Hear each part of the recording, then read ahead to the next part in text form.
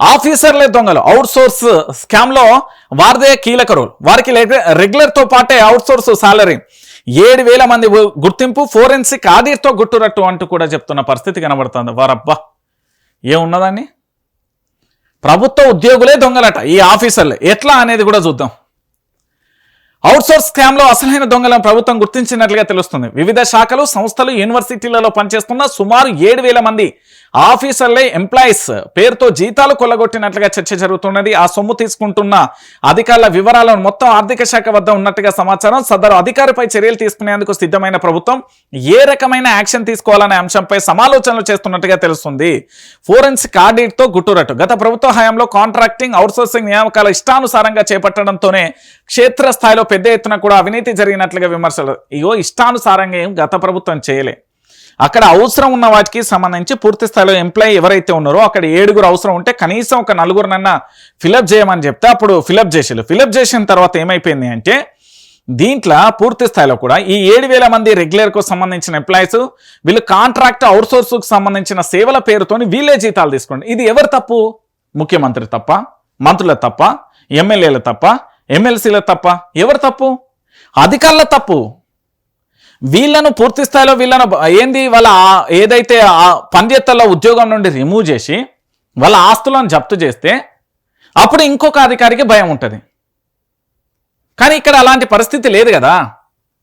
Government ఆఫీసర్లే outsource salary తీసుకుంటాను, బయట వాళ్ళు కూడా తీసుకుంటలేరు కదా.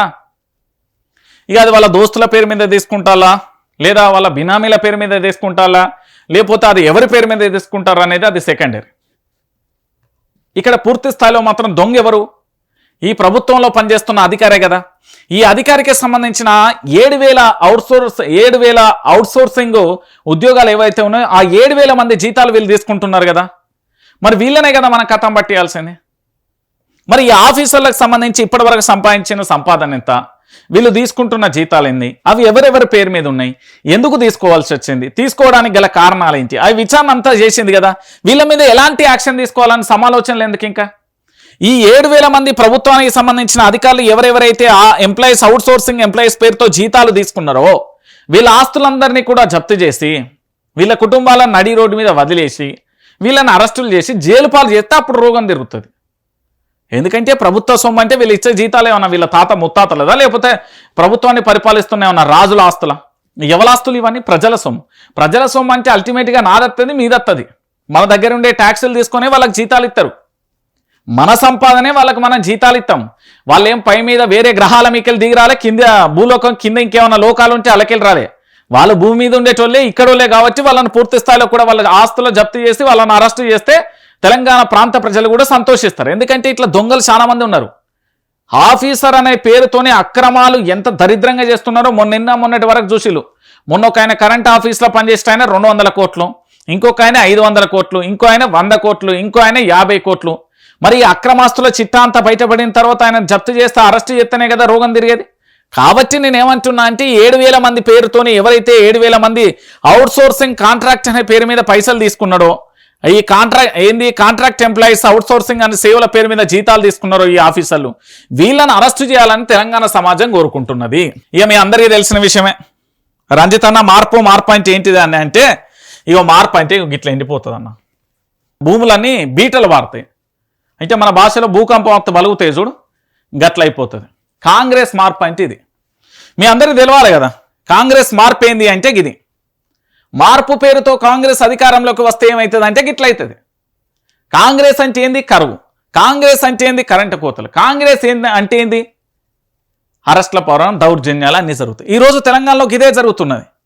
ఎవడి పాలయ్యింది రో తెలంగాణ, ఎవడేలుతున్నాడు రో తెలంగాణ అని మా ఏపూరు సోమన్న వాడుతూ ఉంటే ఇవాళ ఎన్న ఆ పాటని నేను.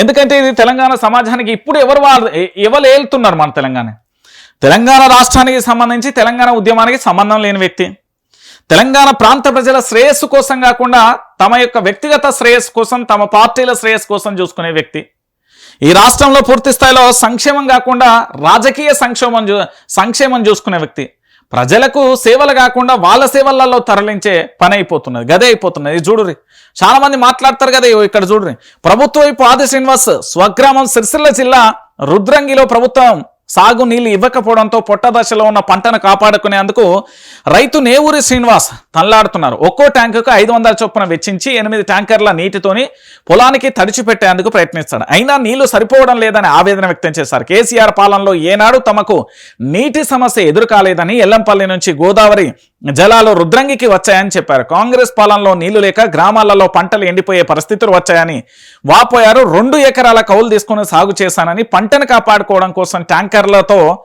పారించాల్సి వస్తుందని చెప్తున్నారు. ఇది ఎవరిది? ప్రభుత్వ విప్పు ఆది శ్రీనివాస్ గారి సొంత గ్రామం. ఇక చూడరు, ఇప్పుడు ఇక్కడ ఎవరైతే వార్తలైతే క్రియేట్ చేస్తలేరు కదా, ఇక్కడ దొంగ వార్తలు అయితే ఏం లేదు కదా.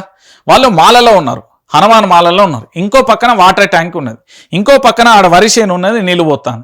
ఇది మళ్ళీ ఏ పత్రికలో వచ్చిన అంశం. ఇప్పుడు మన ముఖ్యమంత్రి గారు ఏమంటారంటే సోషల్ మీడియాలో మనం పూర్తి స్థాయిలో చట్టం తేవాలి, లేకపోతే గిసొంటి వార్తలు బయటికి వెళ్తే ఆయనకి ఇబ్బంది కాదా? ఇబ్బంది అయితే ఏంది? ప్రభుత్వం మీద వ్యతిరేకత రాదా? ఇది ప్రభుత్వ విప్పుకు సంబంధించిన ఆది శ్రీనివాస్ గారి పంచాయతీ.